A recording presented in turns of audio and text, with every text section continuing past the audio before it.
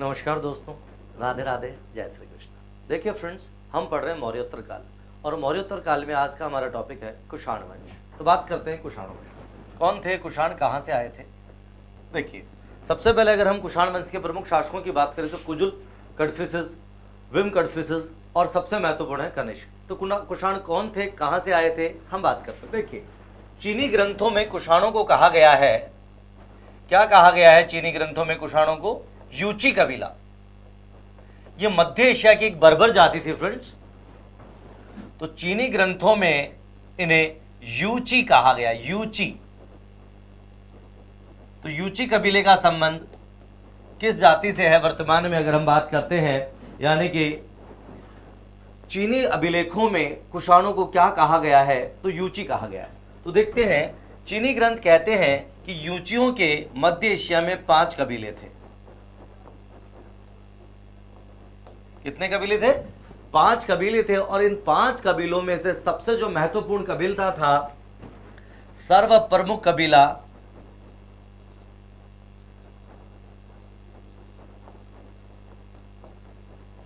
वो था कईशुआंग। क्या नाम था उस कबीले का? कईशुआंग। तो इस कईशुआंग कबीले ने 5 यूची कबीलों को मिलाकर भारत पर आक्रमण किया। तो भारत पर आक्रमण यूची कबीले के कौन से कबीले ने किया? तो इसी ने भारत पर आक्रमण किया था।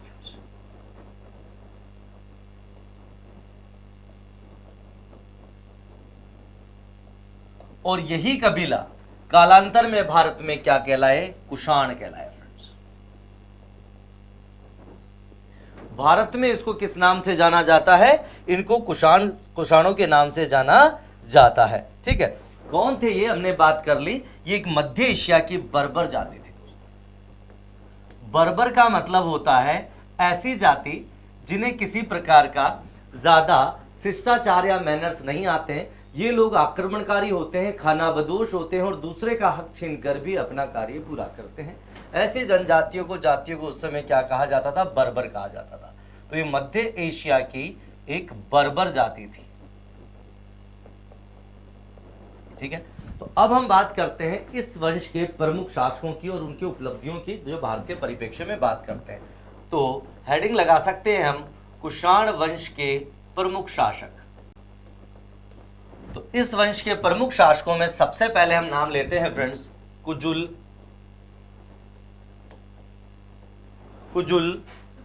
कडफिसेस, कुजुल कडफिसेस।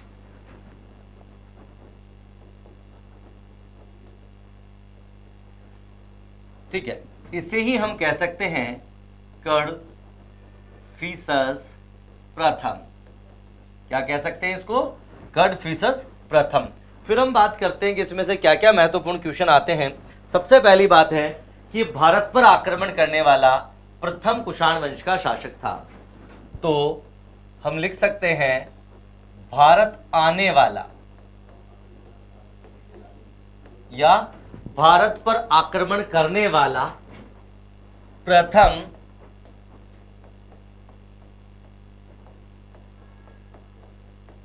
कुषाण शासक।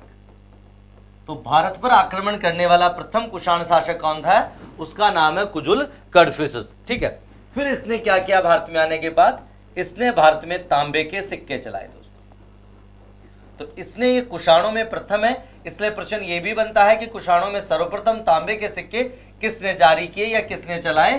तो कुषाणों में सर्वप्रथम तांबे के सिक्के जारी करने वाला शासक है फ्रेंड्स कुजुल कडफिसेस, या उसे आप कह सकते हैं कडफिसेस प्रथम। ठीक है, तो ये इसकी मुख्य उपलब्धियां हैं और ज्यादा इसमें से देखने की जरूरत नहीं है।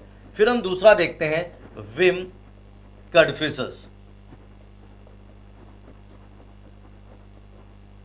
विम कडफिसेस को विद्वान कहते हैं कडफिसेस सेकंड।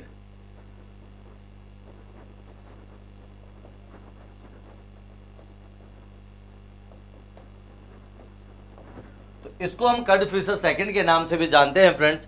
तो बात करते हैं सबसे पहले इसने क्या क्या महत्वपूर्ण काम किए। तो जैसे हमने बात की कि सर्वप्रथम इसने भारत में कुषाणों में तांबे के सिक्के चलाए, तो कुषाणों में सर्वप्रथम सोने के सिक्के किसने जारी किए, अगर ऐसा प्रश्न आता है तो सर्वप्रथम सोने के सिक्के या स्वर्ण सिक्के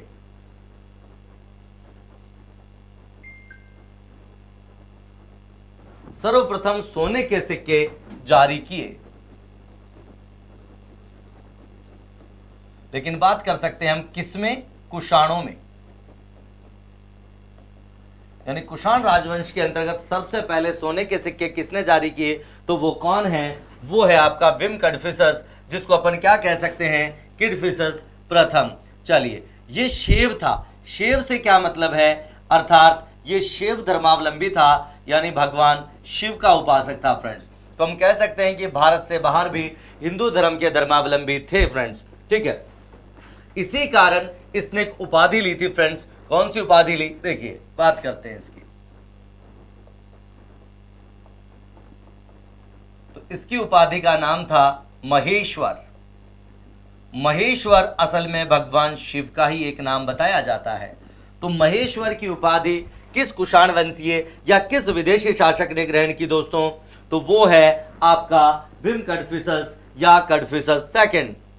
ठीक है, इसके अलावा इसके शैव होने की जानकारी हमें किससे मिलती है? तो इसके समय के जो भी चीजें मिली हैं उन पर भगवान शिव से जुड़े हुए चित्र मिले हैं, यानी कि इसके समय के सिक्कों पर और अन्य ताम्र पत्रों पर शिव, नंदी यानी कि बैल और त्रिशूल के चित्र मिले हैं। और ये सभी चित्र ये बताते हैं कि ये भगवान शिव का उपासक था फ्रेंड्स। ठीक है, तो ये मुख्य बातें हो गई किसमें से? कुषाण वंश। तो भारत में कुषाण वंश का प्रथम शासक पूछ ले आपसे, या ये पूछ ले कि भारत में कुषाण वंश की स्थापना किसने की, तो वो व्यक्ति है कुजुल कड़फिसस या कुडफिसस प्रथम के नाम से भी उसे जाना जाता है। ठीक है, या पूछ ले सर्वप्रथम तांबे के सिक्के किसने जारी किए, तो इसी ने किए थे।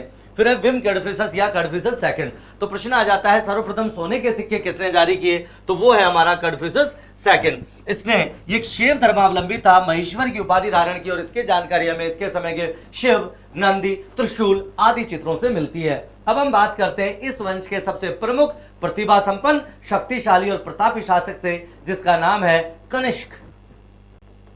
तो कनिष्क में से क्या क्या क्वेश्चन आते हैं फ्रेंड्स, बात कर लेते हैं हम कनिष्क की। सबसे पहली बात है कि इसका जो इसका शासन काल है वो कब शुरू हुआ, तो हम कह सकते हैं 78 ईस्वी में। इससे पहले के शासकों की निश्चित तिथि का अभाव है, और इसका शासन प्रारंभ होता है फ्रेंड्स 78 ईस्वी में। और इसी समय इसने अपने शासन काल के प्रारंभ में एक नई संवत की स्थापना की, जिसे शक संवत कहते हैं। अब आप सोच रहे होंगे कि ये स्वयं तो कौन है? कुषाण है, तो ये शक संवत की स्थापना क्यों करेगा? इससे पता लगता है कि इसने शकों पर विजय प्राप्त की, और शकों पर विजय प्राप्त करने के बाद में इसने अपने जीत के उपलक्ष्य में, अपने साम्राज्य स्थापित करने के उपलक्ष्य में एक नई संवत चलाई, जिसे शक संवत कहते हैं फ्रेंड्स। तो इसने शक संवत की स्थापना की। आपको बता देना चाहता हूं फ्रेंड्स, शक संवत भारत की आज भी राष्ट्रीय संवत है। तो राष्ट्रीय संवत या जिस पर पंचांग आधारित है, कैलेंडर, भारतीय कैलेंडर जो आधारित है, वो किस पर आधारित है? शक संवत पर आधारित। तो शक संवत का प्रारंभ कब हुआ, तो मैं बता दूं, शक संवत का प्रारंभ हुआ है 78 ईस्वी में, जो कुषाण वंश के शासक कनिष्क ने की थे। यानी कि मैं कह सकता हूं, क्या कह सकते हैं कि ईस्वी संवत में 78 जोड़ देने पर शक संवत आ जाता है। ठीक है, तो ये सबसे बड़ी उपलब्धि है। किसकी उपलब्धि है? ये कुषाण वंशीय शासक कनिष्क की उपलब्धि है। उसके बाद हम बात करते हैं, इसमें आगे चलते हैं। और कनिष्क में महत्वपूर्ण बात दूसरी ये है कि इसके समय चौथी या चतुर्थ, हम कहें चतुर्थ बौद्ध संगति का आयोजन किया, जो हम बौद्ध धर्म में पढ़ चुके हैं। तो चतुर्थ बौद्ध संगति का आयोजन किसके काल में हुआ है? अगर ऐसा प्रश्न आता है तो इसका आयोजन हुआ है कुषाण वंशीय सम्राट कनिष्क के शासन काल में हुआ है इसका आयोजन। तो हम बात कर चुके हैं कि इसमें हीनयान और महायान दो भागों में बट गया था। तो हम कह सकते हैं कि कनिष्क ने प्रारंभ में, कनिष्क भी क्या था? शैव था, क्योंकि पीढ़ी का प्रभाव पड़ेगा। तो प्रारंभ में कौन था? ये शैव था। लेकिन कालांतर में इसने कौन सा धर्म ग्रहण कर लिया? तो कालांतर में या बाद में ये कौन हो गया फ्रेंड्स? ये हो गया बौद्ध। तो कालांतर में इसने बौद्ध धर्म ग्रहण कर लिया।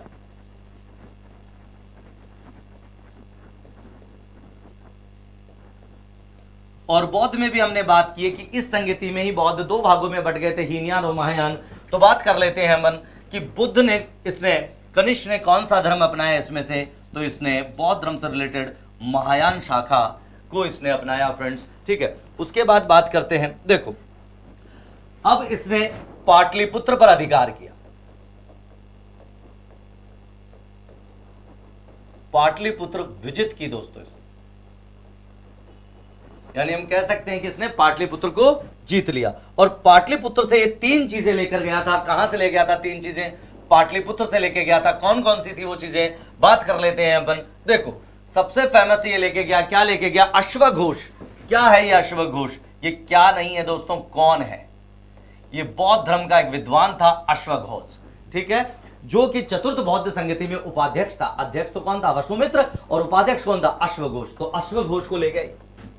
इसके अलावा ये महात्मा बुद्ध का भिक्षा पात्र अपने साथ ले गया। क्या ले गया? महात्मा बुद्ध का भिक्षा पात्र अपने साथ ले गया।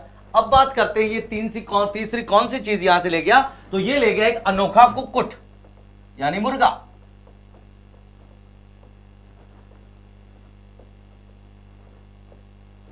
तो प्रश्न ये आ जाता है फ्रेंड्स, क्या आ जाता है कि कनिष्क ने पाटलिपुत्र पर विजय प्राप्त की और पाटलिपुत्र से क्या क्या चीजें ले गया, कितनी चीजें ले गया? तो ये तीन वस्तुएं ले गया। क्या क्या ले गया? एक तो बौद्ध विद्वान अश्वघोष को ले गया, बुद्ध का एक भिक्षा पात्र यहां इसको मिला वो ले गया, और यहां से एक अनोखा चमत्कारी अजीब और गरीब कुक्कुट यानी मुर्गा ले गया। तो ये सम्राट कनिष्क की मुख्य मुख्य बातें थी शुरुआत की। अब हम बात करते हैं, अगर अश्वघोष की चर्चा कर ली तो थोड़ा सा हम अश्वघोष को देख लेते हैं फ्रेंड्स। तो अश्वघोष,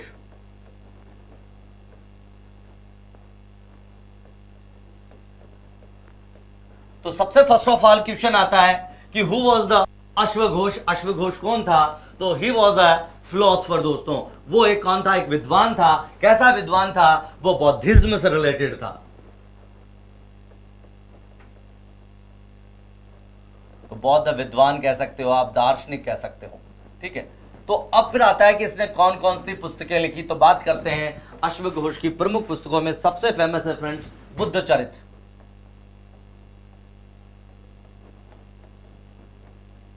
ये सब कुषाण वंशी शासक कनिष्क के काल की बातें कर रहा हूं मैं, ठीक है। दूसरी प्रमुख पुस्तक है सौंदरानंद,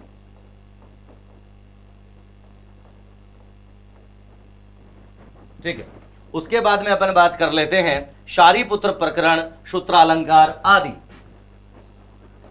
तो शारीपुत्र प्रकरण,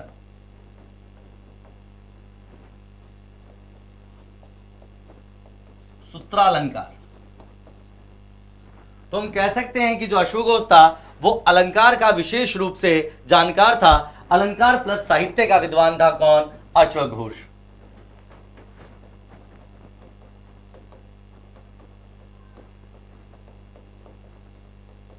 तो विशेष रूप से अलंकार और साहित्य की जानकारी थी अश्वघोष की।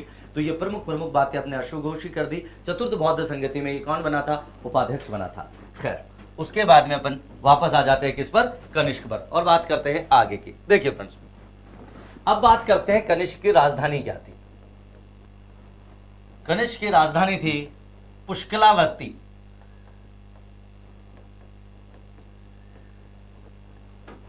आप जानते हैं पुष्कलावती अशोक किसको कहते हैं?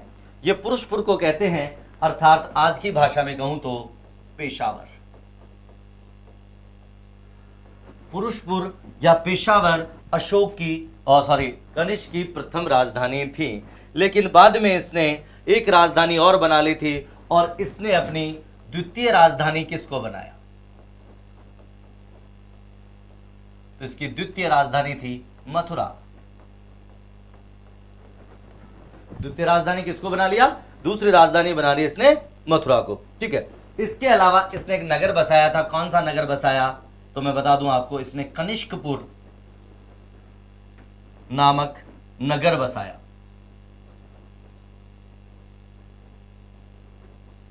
ये कनिष्कपुर नगर कहाँ बसाया इसने, तो मैं आपको बता दूं ये जम्मू कश्मीर में बसाया। और इसकी जानकारी हमें मिलती है कल्हण की पुस्तक राजतरंगिणी से। तो हम कह सकते हैं इसके दरबार का प्रमुख विद्वान कल्हण, और कल्हण की पुस्तक है फ्रेंड्स राजतरंगिणी।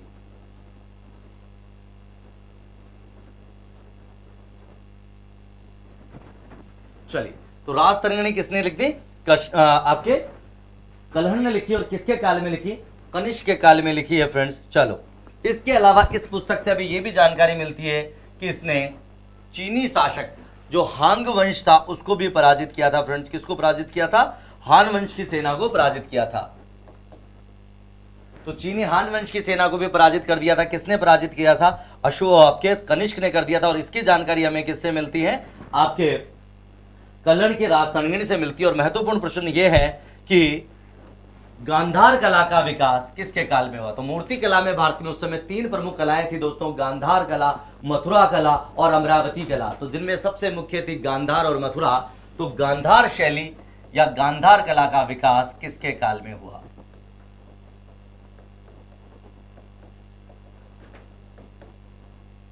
तो गांधार कला या गांधार शैली,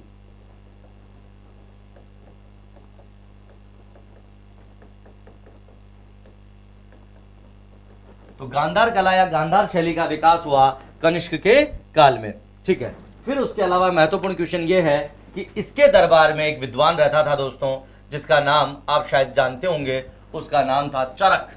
क्या नाम था, चरक। यहां लिख रहा हूं मैं। कौन था ये चरक, ये बहुत बड़ा आयुर्वेदाचार्य था फ्रेंड्स।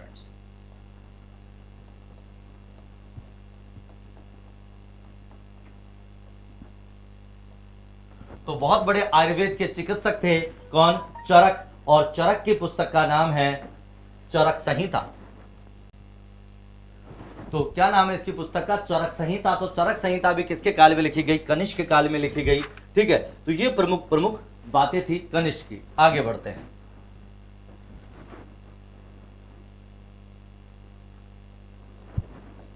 देखिए, कनिष्क का साम्राज्य,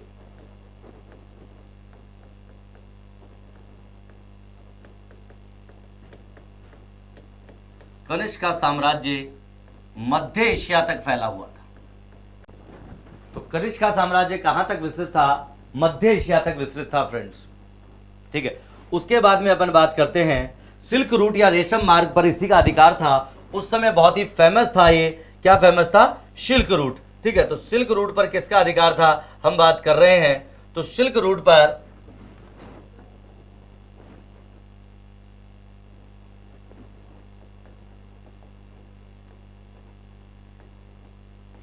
सिल्क रूट यानी रेशम मार्ग। ठीक है, क्या था ये मार्ग फ्रेंड्स, ये मार्ग रेशम के लिए चीन से रोम जाता था। कहां जाता था, चीन से रोम। यानी हम यूं कह सकते हैं कि ये अपने एशिया से यूरोप तक जाता है, और एशिया में चाइना से होता हुआ ये रोम यानी इटली तक जाता है। तो सिल्क रूट या रेशम मार्ग पर अधिकार था, किसका अधिकार था, कनिष्क का। ठीक है, इसके अलावा हम बात करते हैं कुषाणों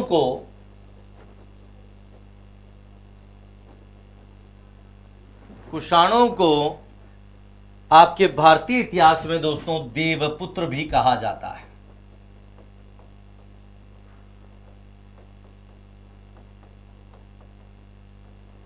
क्या कहा जाता है, देवपुत्र कहा जाता है कुषाणों को। अपने किसके अंतर्गत, अपने भारतीय साहित्य के अंतर्गत इनको क्या कहा जाता है, देवपुत्र। उसके बाद हम बात करें तो कनिष्क के बाद कोई विशेष शासक इसमें देखने को नहीं मिलते हैं, लेकिन अगर बात करना चाहें तो कनिष्क के बाद इस वंश में जो प्रमुख शासक हुए उनके नाम है दोस्तों वशिष्ठ और हुविष्क।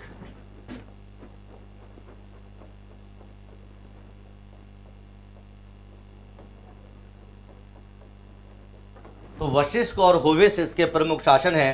ठीक है, महत्वपूर्ण बात यह हुई कि कुषाण शासकों में एक चीज बहुत ही इंपॉर्टेंट थी, हम नोट लगाकर भी लिख सकते हैं फ्रेंड्स। क्या इंपॉर्टेंट चीज थी कि कि कुषाण शासकों में मरने के बाद राजाओं की मूर्तियां मंदिरों में लगाने की परंपरा थी। ठीक है, क्या थी? इस वंश में शासकों के मरने के बाद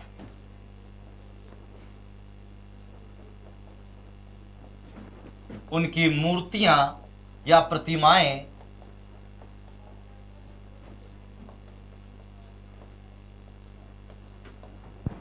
मंदिर में लगाने की परंपरा थी।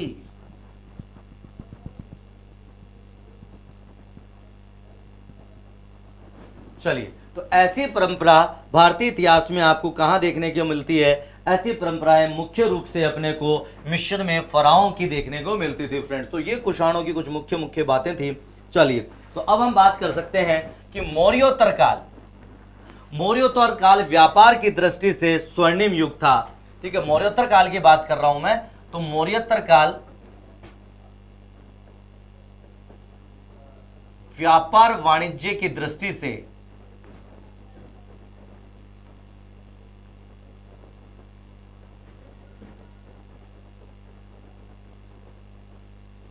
स्वर्णिम काल था। स्वर्णिम काल व्यापार वाणिज्य का वो कहते हैं जो मातृ राष्ट्र के पक्ष में होता है। मातृ राष्ट्र का पक्ष में का मतलब है जहां से आयात कम होता हो और निर्यात ज्यादा होता हो। तो इस समय भारत में आयात कम और निर्यात अधिक होता था।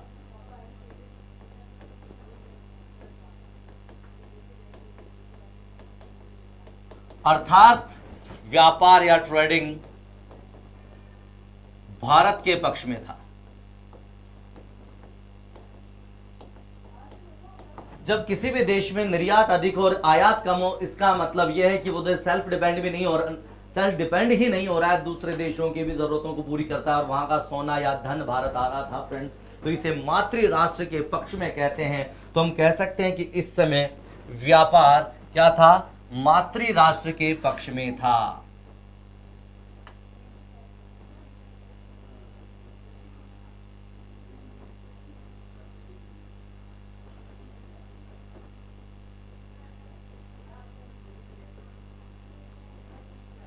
चलिए, तो ये महत्वपूर्ण बात यहां से अपने को देखने को मिल सकती है।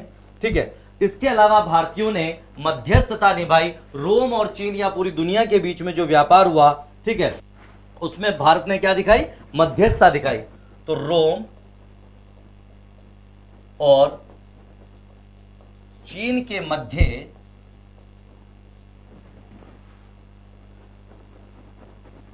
व्यापार में भारत ने मध्यस्थता की भूमिका निभाई या मध्यस्थ की भूमिका निभाई। और ध्यान रखना दोस्तों, मध्यस्थ को कभी भी नुकसान नहीं होता है। इससे पता लगता है कि भारतीय व्यापार उस समय उन्नत अवस्था में था। ठीक है, और दूसरी बात कहूं, अधिकांश व्यापार जो रोम के साथ होता था, भारत का जो अधिकांश व्यापार है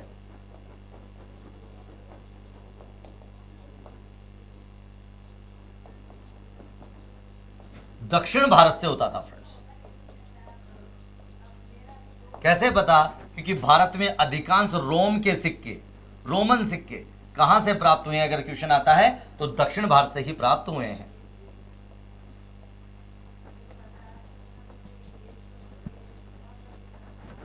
तो सर्वाधिक रोमन सिक्के हमें कहां से मिले हैं? दक्षिण भारत से मिले हैं दोस्तों। ठीक है, तो अब हम बात कर सकते हैं इस समय दक्षिण भारत में कौन सा काल था? अगर पूछ लेते हैं इस समय, तो दक्षिण भारत में इस समय संगम काल था, ऐसा माना जाता है फ्रेंड्स। चलिए, अब हम बात करते हैं कौन कौन से प्रमुख बंदरगाह थे इस समय। चलिए, तो व्यापार के बंदरगाह पूछ लेते हैं मौर्योत्तर काल के। तो प्रमुख बंदरगाह तो कौन कौन से थे, बात करते हैं अपन। फेमस बंदरगाहों की बात करते हैं दोस्तों। तो एक था बारबेरिकम। बारबेरिकम, तो बारबेरिकम कहां पर था? ऐसा क्वेश्चन आ जाता है। तो बारबेरिकम सिंधु नदी पर कराची में था।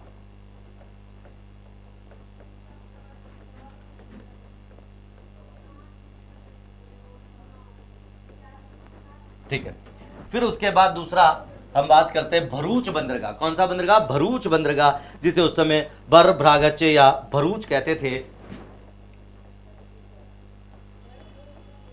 तो भरूच बंदरगाह वर्तमान में भी आपके राज्य भारत में ही है, और ये कहां पर है? गुजरात में है, अरब सागर के तट पर था। उसके बाद में अपन बात करते हैं तीसरा प्रमुख बंदरगाह सोपारा, और सोपारा वर्तमान मुंबई महाराष्ट्र में है। तो हम कह सकते हैं कि ये तीनों बंदरगाह जो अब तक हमने देखे हैं, ये तीनों के तीनों फ्रेंड्स कहां पर हैं? तो ये तीनों के तीनों बंदरगाह भारत के पश्चिमी तट पर स्थित थे। तो इसलिए प्रश्न आ सकता है कि पूर्वी तट पर स्थित प्रमुख बंदरगाह कौन सा था? तो पूर्वी तट की बात करें तो वो था सबसे फेमस ताम्रलिप्ति बंदरगाह।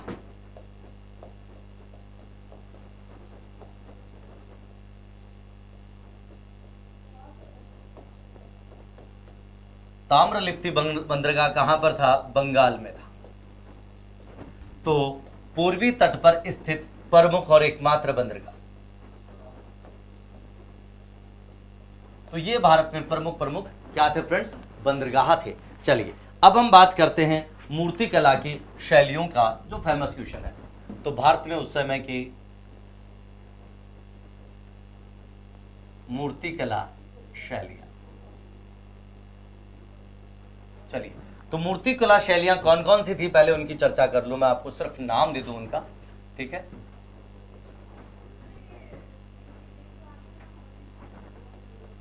एक है गांधार,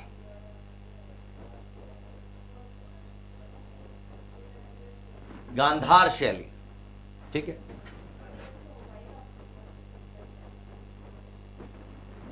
दूसरी हम बात कर सकते हैं मथुरा शैली,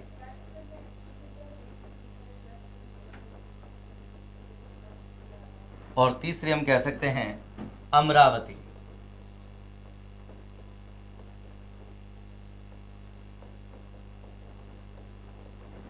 तो कहां कहां पर है इनकी अगर बात करें तो देखो, गांधार शैली उत्तर पश्चिम भारत में थी। उस समय का उत्तर पश्चिम भारत है, आज ये भारत में नहीं है दोस्तों, ठीक है। उसके बाद में हम बात करते हैं मथुरा शैली। तो मथुरा शैली उत्तर भारत या मध्य भारत में हम कह सकते हैं, तो उत्तर या मध्य भारत, क्योंकि वर्तमान उत्तर प्रदेश में है। और उसके बाद में है अमरावती, तो ये दक्षिण भारत में हम कह सकते हैं, आंध्र प्रदेश में। तो ये तीन शैलियां थी, वन बाय वन एक एक करके इनकी प्रमुख बातें अपन देखते हैं। तो सबसे पहले बात कर लेते हैं गांधार शैली की।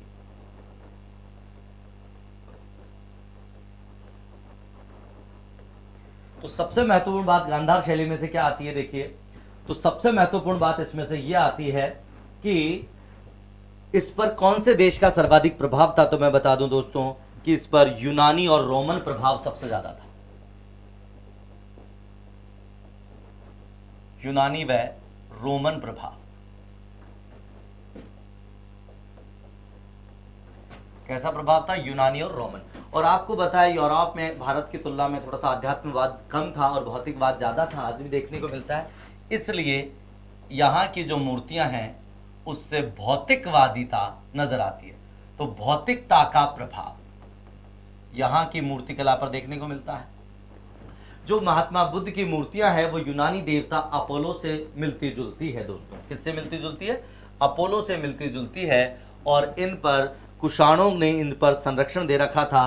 तो कुषाण राजाओं का राजकीय संरक्षण प्राप्त था इसको, ठीक है। तो कुषाण राजाओं का राजकीय संरक्षण प्राप्त था, ठीक है। और सबसे ज्यादा मूर्तियां जो किस धर्म से रिलेटेड मिली है, वो बौद्ध धर्म से संबंधित। तो बौद्ध धर्म से संबंधित सबसे ज्यादा मूर्तियां देखने को मिली हैं, ठीक है।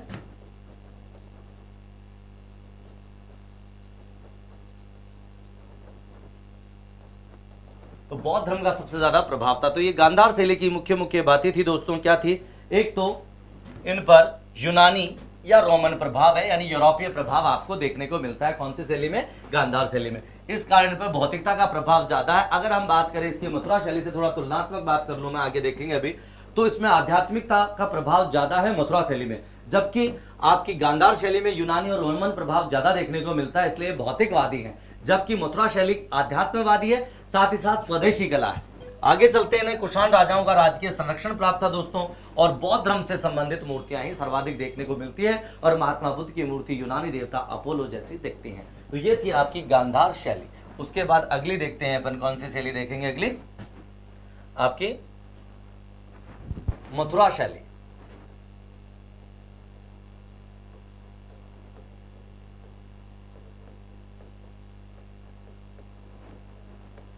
तो अगर मथुरा शैली के हम क्वेश्चंस की बात करें कि मुख्य मुख्य क्वेश्चन क्या देखना पड़ता है, तो देखिए सबसे पहले बात करें कि मथुरा शैली किसको कहते हैं। तो मथुरा और सारनाथ के आसपास जो मूर्तियां बनी, मथुरा और सारनाथ में बनी मूर्तियां इस शैली के अंतर्गत आती। तो मथुरा और सारनाथ में बनी मूर्तियों को ही अपन किसके अंतर्गत रखते हैं, मथुरा शैली के अंतर्गत रखते हैं। ठीक है, फिर सबसे बड़ी बात है यह स्वदेशी कला है, इस पर कोई विदेशी प्रभाव देखने को नहीं मिलता है।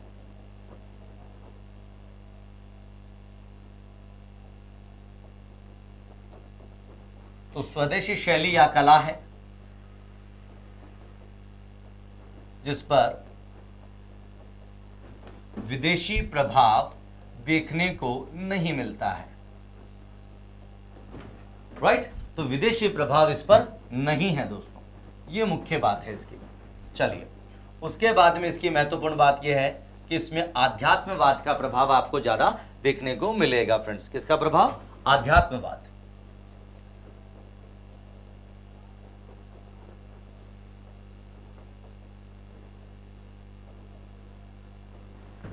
तो ये तुलनात्मक बात हो गई है कि आपकी जो गांधार शैली है उसके अंतर्गत आपको क्या देखने को मिलता है, भौतिकतावादी देखने को मिलती है, जबकि यहां आध्यात्म प्रभाव देखने को मिलते हैं। दूसरी महत्वपूर्ण बात यह है कि इसमें सभी धर्म, जो उस समय के जो भी मैन धर्म थे, उन सभी से संबंधित चीजें आपको देखने को मिलती है। सभी धर्मों, स्पेशली ब्राह्मण धर्म, जिसे हम वैदिक या सनातन धर्म कहते हैं, क्योंकि उस समय हिंदू शब्द नहीं आया था। तो ब्राह्मण, जैन और बौद्ध, उस समय जो आज हिंदू धर्म है उसी धर्म को उस समय क्या कहते थे, वैदिक या ब्राह्मण धर्म। तो ब्राह्मण, जैन और बौद्ध सभी धर्मों से संबंधित मूर्तियां इसमें देखने को मिली है। जबकि गांधार शैली में हमने बात की थी कि मुख्यतः आपको बौद्ध शैली में बौद्ध की मूर्तियां ही देखने को मिली है दोस्तों। फिर हम बात करते हैं तीसरी और अंतिम शैली, जिसको अपन कहते हैं अमरावती।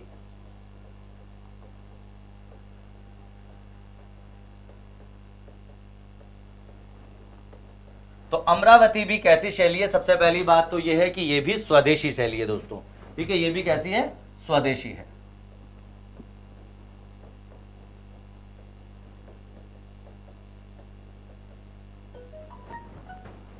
दूसरी विशेषता यह हो गई कि इसमें आपके दोनों का पुट है, यानी इसमें भौतिकवाद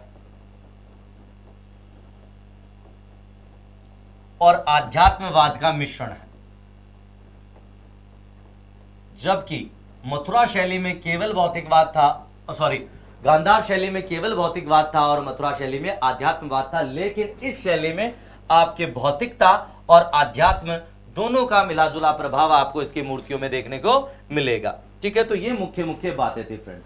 अब जो महत्वपूर्ण क्वेश्चन आता है वो ये आता है कि बुद्ध की सबसे पहले मूर्तियां किस शैली में मिली और सबसे ज्यादा किस शैली में मिली।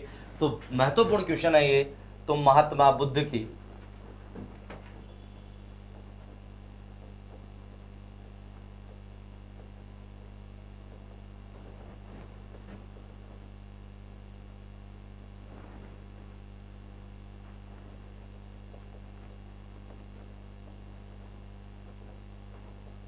सर्वाधिक मूर्तियां,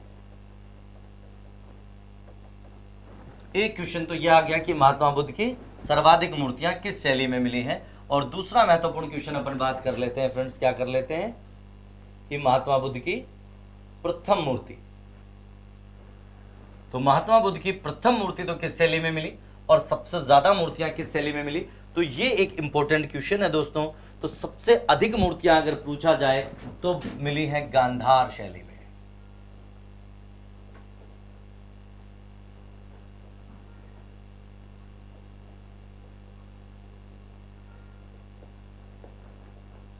इंपॉर्टेंट बात है दोस्तों। फिर दूसरा प्रश्न आता है कि बुद्ध की सबसे ज्यादा मूर्तियां तो हमने देख ली है गांधार शैली में मिली है, तो अब हम सोच सकते हैं कि प्रथम मूर्ति किस शैली में मिली होगी, तो मथुरा शैली में।